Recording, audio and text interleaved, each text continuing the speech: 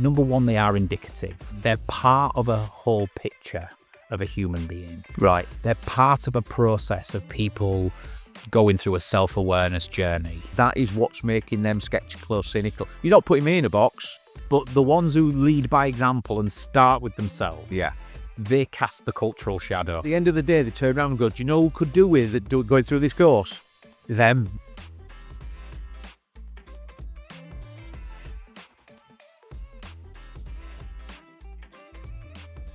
Welcome to the People Performance Podcast with me, Spencer Locker. And me, Martin Johnson.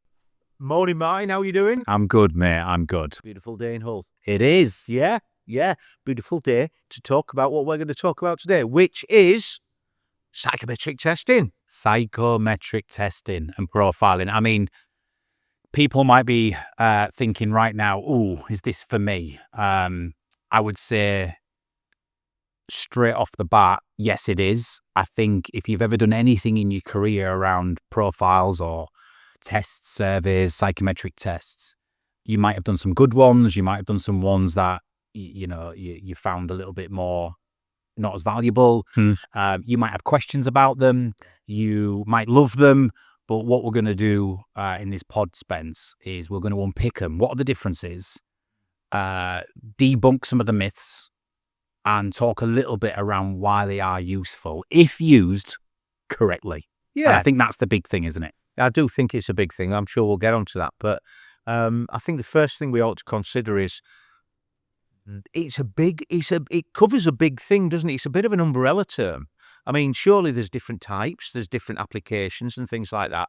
So from a starting perspective, if we're going to talk about this and discuss this, and hopefully people can take some value from it, what are the differences? What are the variations? When we're talking about applications and things like that, well, we've got to understand what they truly are. Yeah, I think it's worth maybe just starting a little bit at the beginning of how did it start and when did people start to say it would be a really good idea to ask some questions and uncover the different elements of a person's personality or psychology. At T2, we always use the original acronym of OCEAN. When I say the original, some of the early research work, and I talk about this in Pain and Pleasure in my book, is to define a person's personality. Early psychologists understood that the acronym OCEAN was the big 5 things you needed to explore. And this is where things like the Enneagram and lots of other psychometric methodologies have come from. It all comes from OCEAN. OCEAN stands for, the O is openness. So how open are you to new experiences and new environments? C is conscientiousness. How conscientious as a personality are you? E is extroversion. So we have extroversion, introversion in psychology, as we know. So on a sliding scale, how extroverted are you? So they use the E to measure extroversion, even though you're also measuring introversion as a result of that. A is agreeableness. How agreeable are you as a person? Or are you more disagreeable as a person? And we all know these people, don't we, Spence? People who are agreeable or too agreeable, or people who are just naturally disagreeable and it's a pain in the ass, right? I think I'm more disagreeable, if I'm honest, but it's for another podcast. And N, neuroticism. Neuroticism being the term for your natural levels of anxiety and worry to risks, consequences, and situations.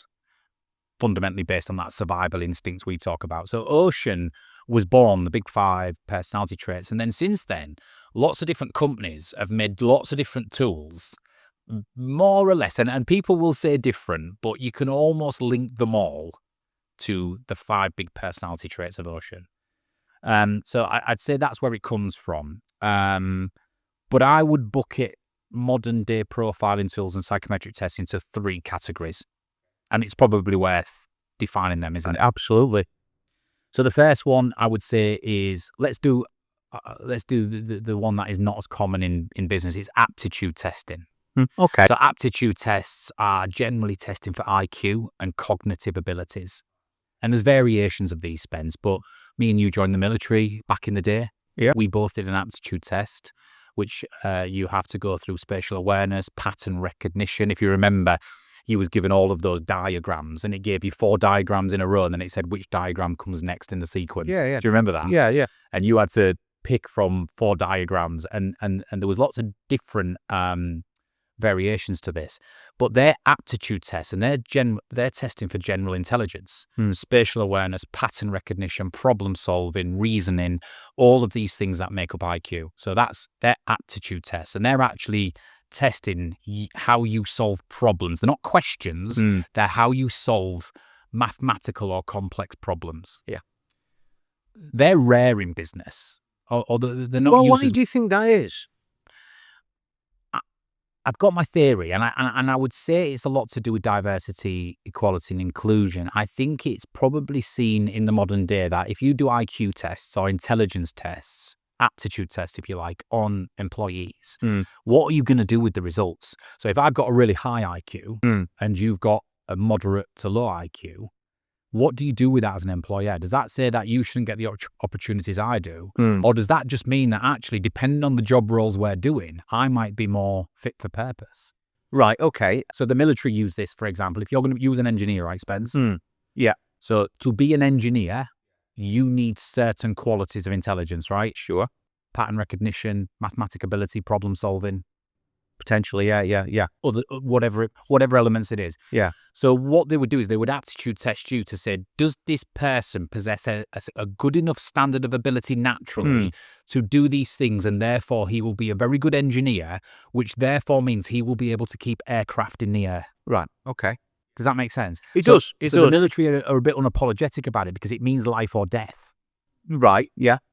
And so I guess aptitude tests are not common in business because I think a lot of people struggle to know what to do with them, and they don't want to seem like they're undiverse or showing favoritism or blocking opportunities for people. Okay, so with that in mind, we're talking about existing employees, and you sort of raise the question, well, what are we going to do with this information? But when we start looking at recruitment, and when we start considering succession planning and promotion, particularly if you're promoting somebody out of their subject matter, their subject matter expertise. So let's say, for the sake of argument, you're taking somebody who is an engineer and he's a really good engineer, and now you're going to promote them into a management position. So again, how are you going to be able to assess, if you like, their capacity to be a leader, a manager? So yeah. I wouldn't even say aptitude tests.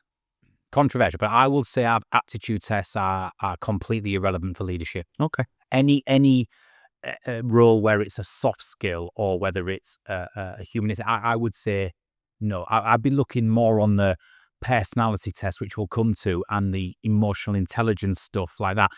For aptitudes and ability tests and cognitive testing, I think you are looking for the way the brain operates, and does that therefore naturally lend itself to the job at hand, whether you're going to be an architect or an aircraft builder or an engineer or a neuroscientist or an astrophysicist. You know, you might need certain levels of aptitude to be able to do that. Sure. So I think they're used really well to assess general intelligence, starting point intelligence, and cognitive functioning before you enter into a field of expertise. Right. Does that make sense? Yeah, it does. So I think they're used as maybe recruitment and selection based on the skill set required to do the nature of the job. But I don't think aptitude tests are nowhere near appropriate for, let's say, being promoted to a leader. Okay, right. So we've got aptitude tests. Yes. Next one, we're gonna bracket into personality tests. Okay. So these will be the most common category everybody will know. So personality tests are testing for what your general personality may look like. How are you showing up every day? What are your behaviors? What are your surface level characteristics? How are you acting and reacting in situations? Now, there's names like Myers-Briggs. We'll go for DISC, Insights, Social Styles, Thomas, STIs, whatever it might be. There's lots of different brands of personality test, which the big five, which will tell you on the surface how your personality is made up, or it'll give you an indication of how your personality is primarily made up as a default position. Now, this is important to understand, Spence. This is not saying there is a box and you are in it. For example, the Insights is the most simplistic surface level personality test you can do. You have 4 colors: red, yellow, green, and blue. Red is direct, can be assertive, at times fiery, fast-paced, etc. Yellow is creative, positive, sunshine, social. Green is amiable, caring, generous, amicable, all of those things. Blue is analytical, cool, problem-solving, objective. And so the 4 colours give you just what do you lead with? What's strong in you? So if I do insights, it might say, Martin, you're very dominant in red, which I am. Your secondary colour is yellow, so you've got quite an element of creativity in yellow in you. Green is your lowest, Martin. You are not amiable or considerate or caring at times, or the percentage is lower. So personality tests are surface level. Tell me how I'm showing up and what I'm leading with, but it's indicative, Spence. Because can I be green at certain points in my life? Have you ever seen me be caring and generous and patient? I was hoping he was going to say yes. Well, I would say your version of that, for you being your authentic self. Because to be honest with you, if I wanted to sort of explain that, I'd have to go into a different one. So I'll briefly mention. But the point being is, I can be in the moment if the situation requires it. Even though it features lower down in my results, I'm not absent of it. No, you're right. And this is the thing I need to get across about personality tests. It's not boxing anybody. It's giving you an idea of what you are naturally and unconsciously versus what you need to make a conscious effort to be. Now, I am naturally assertive, directive, driven, fast-paced, all of those things. I don't have to think about it. If I need to be more green, let's call it on this test, and I need to be more caring, empathetic, and compassionate, I need to consciously dial that up, and I'm not afraid to admit it. It's just the way I am. So psychometrics can be, we talked about aptitude tests. These are personality tests. They give you surface level stuff. It can change all the time. So this is the thing. Personality tests can change depending on the job you're in, the people you're spending time with, the status of your relationships, the period of life that you're in, how much stress and duress you're under, trauma, good times, whatever it might be. It can morph and change, but it's going to give you how you're showing up at that point in time. Yeah. Makes sense? Makes a lot of sense, yeah. And the third and final one for this bit around what are they is what I would call the category of more deeper psychological tests. And so these are probably the ones that we use at T2. Well, these are the ones we use at T2. And when I say psychology tests, I mean things that are testing a little bit deeper in the psychology than just surface level behaviors. So if you want to uncover what your unconscious motivators and biases are, the way you see the world, your worldview, as I talk about it in my book. If you want to uncover what your innate attributes are that you've probably been gifted by birth, what are your natural deep attributes that are informing those behaviors on a daily basis. We also have a tool we use, Spence, called Psych, and we talk about attachment styles and emotional intelligence and things that are deeper in your psychology that are informing those surface level behaviors, and therefore are really crucial because they ultimately decide how you act and react in all walks of life. And so they're the 3 categories. You've got aptitude for general intelligence, abilities and cognitive functioning. You've got personality tests, which show surface level behaviors, how you show up, how you act and react on a daily basis, and what you lead with.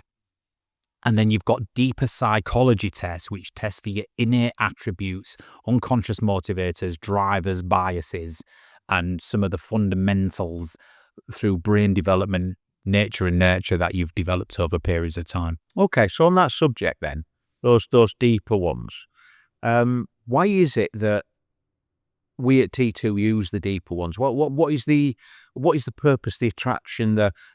Surely that we could sort of skim across the surface and do the personality. Well, we do. I mean, obviously we do social styles. Yeah. Done insights in the past and stuff, that's really useful. If you're live in a room and like we've done before, Spence, you do a quick social styles experiment where you fill in a questionnaire live in the room and it'll give you what your default social style may be, whether it's driver or on. We do that, but I guess from day one, my view was the lasting effects, if you only go on the surface, are minimal. Yeah. What do you do with it? Mm-hmm. We can talk in a short while about good use of psychometrics and profiling tools and bad use, but if all you do is give someone some information of how you're showing up and you go off into the world and use that. I tend to find that most people use it for a justification of their behavior rather than the ability to make it work well for them or intervene if it's not. So, for example, go back to the insights. If I'm red, it says, Martin, you are direct, you are fast-paced, you are assertive, you are decisive. I get all these things in my report. So I go back into the workplace, we're in a meeting, I'm getting impatient, I shut everybody down, make a decision and say, right, we're cracking on. And then people were like, well, hang on a second, Martin, that's not very fair, and I don't feel like we've been heard or on chat. And I say, sorry about that, I'm a red. Yeah, get used to it. Get used to it. I've had my psychometrics done and I'm a red, so that's me. I'm not going to change. Get used to it. If all you do is surface levels, you're giving me information, but I almost box myself by going, well, that's me. And so what we wanted to do at C2 is go a bit deeper and say, hang on a second, there's more to it than that, because I can be an amazing red. I can be inspirational, motivating. By the way, I'm just ad-libbing. This is not fact, but I could have the ability to be an amazing red. And I can also be a not so good red. So what is it a bit deeper that I have to, what's going on for me that causes me to be that way in the first place? And a tool we use called print profiling, our clients will be very well used to it. If you're not, print profiling is around uncovering your unconscious motivators. These are the things that manifest in you primarily through your nurture, the way your parents parent you, where you grow up, the school years, your influences, and you grow up by the time you reach adult brain development, being motivated in a certain way, having to have a few fundamentals met. Imagine it's like your value system. My motivations, as you know, Spence, is to be strong and self-reliant and independent and be in control and stand on my own 2 feet. And I want to succeed and achieve in life. I know where that comes from my childhood, my upbringing, etc. Not going to go into it on this podcast. But because I know what I'm motivated by, I know, therefore, when I get an irritable red, when I'm an irritable red, it's because some of my motivators aren't being met. So I ask myself the question, am I not succeeding and achieving right now, or what's stopping me? Or is somebody muscling in on my territory or wresting control from me or micromanaging me or dictating to me or oppressing me? Usually the answers are within those things. And then, so then, and I'm going to talk about this on another podcast, I achieve emotional granularity. I can go deeper and find the answers to why I feel the way I do and why that is manifesting in this behavior. So if this makes sense, Spence, to answer your question, deeper psychology-based tools give me more to work with than just surface-level behaviors. So what I'm taking from that is, and we will be talking about best uses and poor uses and things like that. However, if you don't really understand what psychometric tool you're using and why, then you might not get the benefit from it that you want. In fact, many organisations, or people that I've talked to in the past, have sort of said, well, I was expecting an answer. You give me the answer. That psychometric testing gives me an answer. When in actual fact, what it does is it gives you information to ask better questions, to get better answers a little bit. But it takes some application, takes some understanding. Yeah, okay, it makes a lot of sense. Absolutely, and you mentioned something there that's worth mentioning. My fundamental belief over the 2 decades I've worked with psychometrics, and like we've literally worked with thousands of groups over the last decade, is it's not so much the psychometric you choose. I'll caveat that with it is, because you're right, you've got to understand what you're choosing and what it's going to unpick and what information it's going to give you. But it's more the way it's facilitated and delivered. And this is what we pride ourselves on at T2, isn't it? You know, I expect the highest standard from all my consultants, because it's not about us delivering a load of slides, giving you your reports, telling you what you are, and then waltzing you off into the sunset. We've got to master the art of facilitation. We've got to be well-versed in the algorithms behind it, the information it's presenting, what it actually means, and how you can go and use it back in your life or in the workplace. So it's the good facilitator, the art of the facilitation makes all the difference. Yeah, sure. You just mentioned algorithms there. Do you want to expand on that a little bit? Yeah, so all psychometrics have an algorithm, because in the modern day, they're all digitally survey-based or questionnaire-based. Back in the day, you would it'd be a piece of paper and you'd answer some questions, tally up your total score, and you'd mark yourself on a grid, or you'd come out with a result. But now they're all software. So the algorithms are getting better. And what I mean by that, and this is where I would differentiate sometimes surface level personality tests versus the deeper psychology tests. Algorithms are more sophisticated when it comes to some of the deeper level psychology tests. And what I mean by that is we have the ability to now to put rules in to the questionnaire. So you can't just answer how you want to be perceived. Some of the biggest myths about, or some of the biggest challenges and the skeptics around psychometrics will say, well, you can just answer how you want to be perceived, even if it's not the truth. Or you can manipulate the questions, or you might just be having a bad day. So would that truly reflect you, or whatever it might be? And I get those. And in some cases, some of those are valid. You know, if you are part of the dark triad, Spence, and you're a narcissist, psychopath, or a Machiavellian, you could probably manipulate some of these tests. But algorithms are getting better, and it's not so easy to do it now. So, for example, on the print profiling test we do, you know, you've got to match 3 similar answers to similar questions. If you start contradicting answers, the sequence of questioning will restart. So you can be on the test 10 minutes, 10 questions, or you might be on it 500 questions and 2 hours. You've got to match answers for it to process, eliminate certain motivators that aren't dominant in you and match others. And then you've got the pattern of the question. So depending on how you ask question 1, it will then send you to question 2. So it'll start taking you on a journey to verify and validate that what you're saying is consistent and correct. Lots of psychometrics now also put a time limit on the questions. So they don't want you to overanalyze it. They want you to answer in your gut instinct or the first thing that springs to mind. Or vice versa, if you're doing other tests, there might not be a time limit because you might need thinking space. So algorithms are getting clever. They're getting more robust, which means you can't just breeze through it and answer how you want to be perceived. And I find that the more time consuming the test, the more clever the algorithm. If you're able to do something in 3 to 5 minutes and you come out with 4 colors, not dissing it, because Insights is a great tool and it gives you a great thing to work with. But you've got to question how robust the process and the algorithm is. When something's taking you, like for the attributes test, Spence, I mean, how long did it take you to do your attributes test? I think I had to shave again at the end of it. Yeah, it was long, but it was worth it. And you probably had to have a break, save your progress, and come back. Yeah. The attributes test is a total of 260 questions over, what was it, 9 categories. Yeah. You know, it's so in-depth because you're testing against 41 human attributes, right? And so that is more robust. And so I would say algorithms matter. And when you're choosing your psychometrics, understand, number one, like you said, what you're testing for, surface level personality or deeper, more innate psychology type stuff. And secondarily, what's the best tool to use with the most sophisticated algorithms to get the most accurate output. Okay.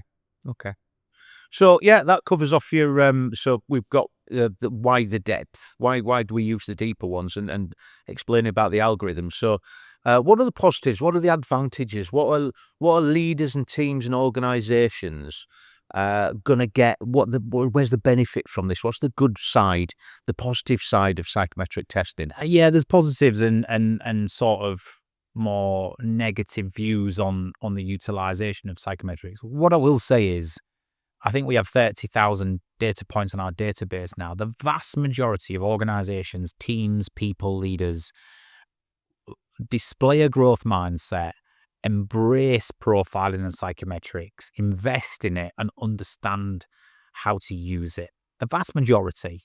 You'll always get your skeptics, and you'll always get, I've spoken about this with psychologists and psychiatrists in the field. I've spoken to people like Steve Peters about them and Dr. Julie Smith, and we always have stimulating debates around the use of them and the value of them. And so there's good use and there's bad use. And I'd say the good use, some of the best practices around understanding them is, number one, they are indicative. They're part of a whole picture of a human being. Right. They're part of a process of people going through a self-awareness journey, and they are not the entirety finite thing. You cannot take a test and go, that's me. That will always be me. and there's nothing else to me. As we know, the human psychology is so deep and wide. And what psychometrics don't cater for is things like introversion, extroversion. Myers-Briggs does. We've got our own tool that does, but not many of them incorporate that. There's things like attachment style, the way you view relationships, which is partly born out of your relationships when you're very young with your parents, going into early school years and with friends.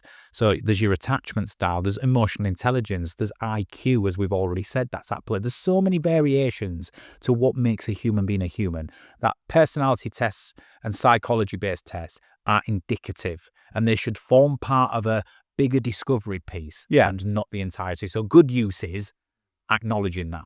Right. The second thing I would say is around good use is have it professionally delivered. Right. Because, and you know what I'm going to say on this? I do. I know exactly what you're going to say. We've spent years after accreditation. And what accreditation is we've trained to be able to facilitate the use of psychometrics. We understand the product inside out. We understand what it is, what it isn't, how to facilitate groups, how to present it, how to maintain confidentiality, how to allow them to control what they share. There's an art to it, right? Yeah.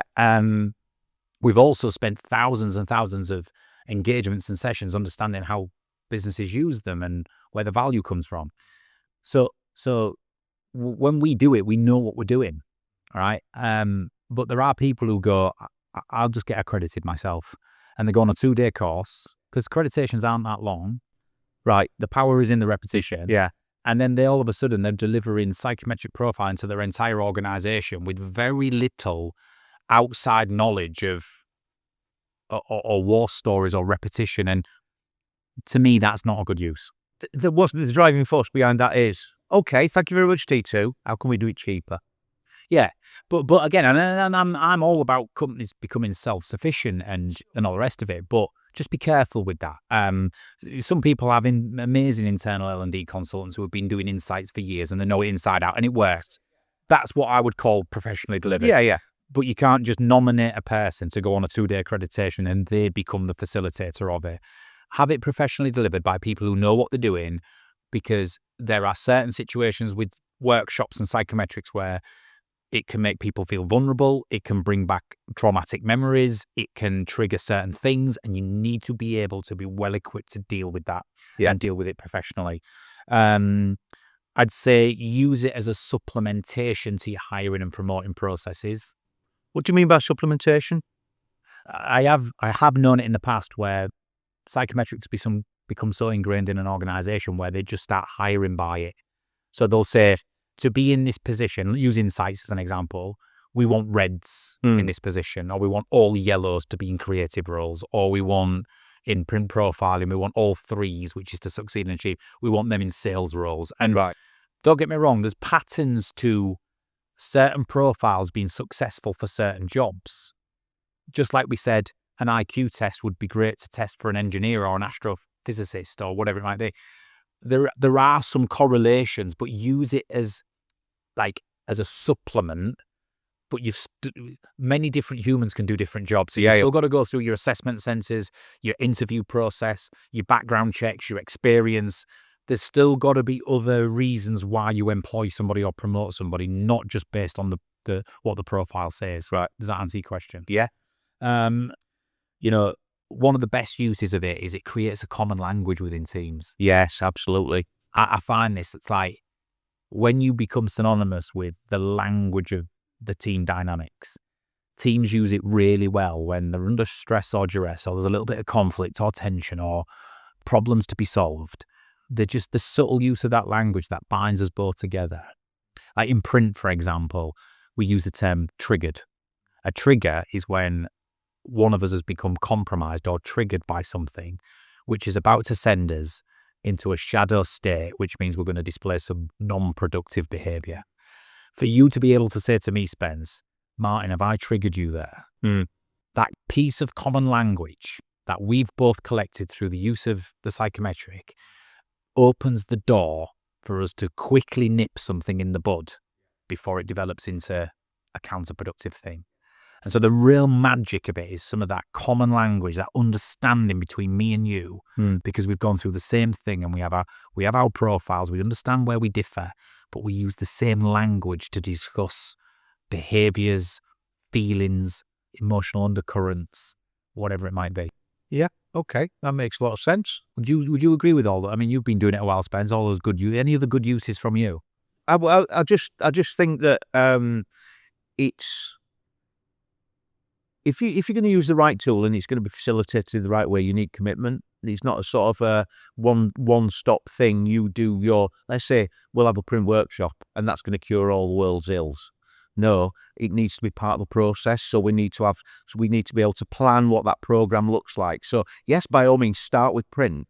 But how are we going to ingrain this? What does it actually mean to you as an organisation? What are you going to discover about your team, the dynamics of the team? Is it going to address pinch points and friction points? Or are we actually just going to focus on something else? So it's a larger programme of work more than anything else. Commitment's a good word, and that it's never ending. We're on year 4, 5, and 6 with some clients, and we've profiled maybe 600 to 800 people in their organisation. And we top it up every year and we keep retabling it and using it. And it's become part of the fabric, part of the culture, part of the language, part of the leadership mantra. And it really works when the commitment is there around it and the understanding of what it is and what we're using it for. And the investment in the people. Exactly. Because as much as I think very much we've focused on the benefit to organisations and companies and things like that, but actually to the individuals in the room. When you know what it's like when you've delivered a print profiling session with a team or with a group, and there's people coming up to you afterwards going, you know what, I love that. That was incredible. That was so not sort of talking about the accuracy, but just getting this why, the why of me. Well, it's the space to explore. Like, if anything, sometimes it's the space out of the madness to just self-reflect, explore, think about the way I'm showing up and what's working for me and what's not. That's invaluable in itself without a tool, right? The tool just gives you the platform, the talking point, the data to work with. But the space is important. The reflection time is important. All right, let's finish this podcast, Spence, with bad use. I'm going to ask you first. I'm going to turn it around and put you on the spot. Yeah.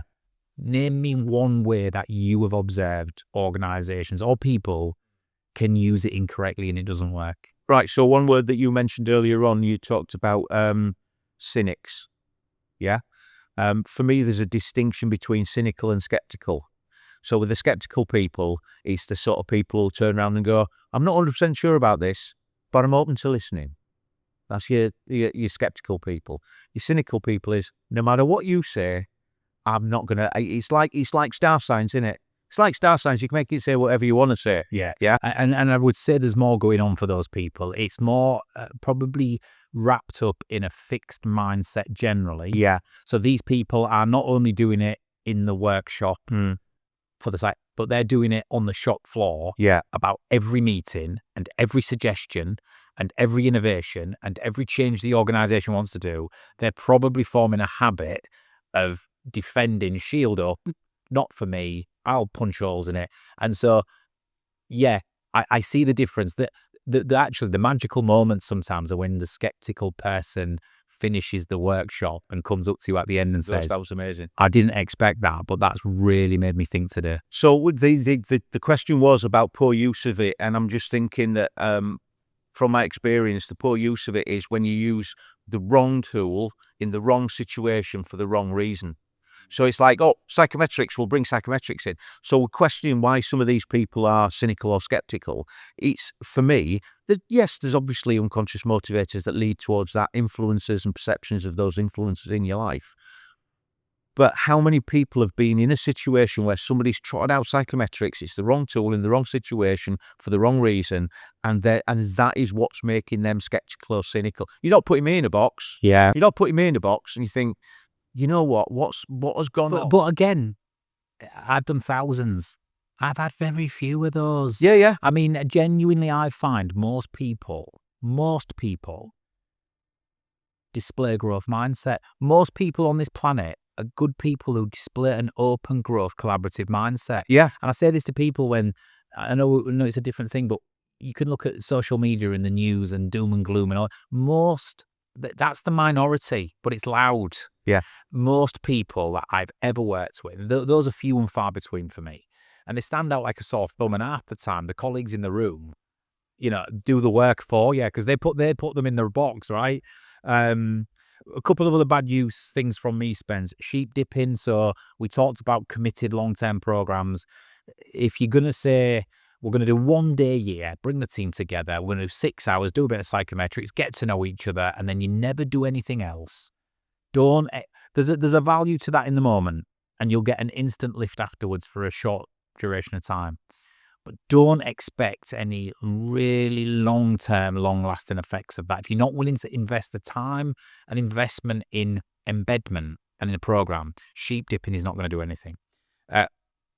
Don't weaponize it during conflicts. So sometimes we have had reports where they've gone away and then 3 weeks later there's been a bit of a challenge in the boardroom or in a meeting, and someone's gone, well, when we was in that session and you said your shadow behavior is this is exactly why this company isn't going anywhere.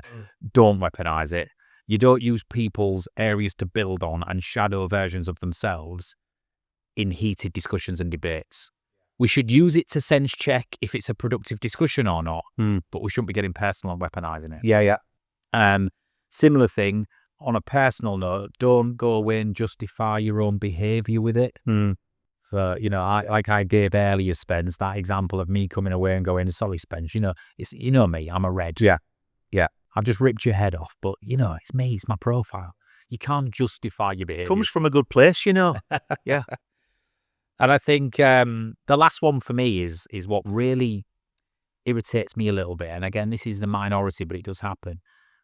Where the senior leadership team will commission the use of training and workshops, including psychometrics, but they exempt themselves from the process. Right. So they sort of say, we want you to do all our mid-managers and below because they need to lead our people better. They need to become better managers, but they exempt themselves. And how many questions do you get when you're doing it with a mid-management group and they go, can I ask you a question, Spence? Has the senior leadership team done this? It's either that or it's at the end of the day, they turn around and go, do you know who could do with going through this course? Them. But the ones who lead by example and start with themselves, they cast the cultural shadow. Powerful statement, that. They cast the cultural shadow down. That has far more lasting effect and value than starting in the middle and exempting yourself, because you just get the rebound effect.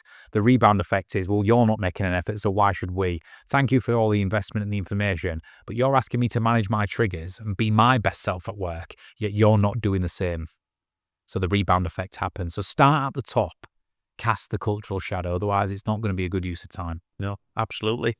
I think we're about on time, Spence. We are. I mean, we've looked at the different types of psychometric testing, the different sort of areas where why we use the deeper stuff, sort of explaining and understanding why that is, the good use of it, the positives, the how organisations can benefit from these things. But we've also sort of towards the end sort of looked at some of the things that might not be appropriate, might not serve the client well, but actually, I think that's real covered all the areas there. Yeah. My final point on this would be, we've done this for a lot of time now, and profiling tools, psychometrics, whether that's aptitude tests, personality tests, deeper psychology tests, they're a great tool. They're an absolute great tool, and the vast majority of people love engaging with them. They enjoy learning about themselves. They understand it's not finite or the full picture. They understand it's indicative. They understand it's helping them understand what they naturally lead with. But they also understand that all human beings can be anything if they want to be.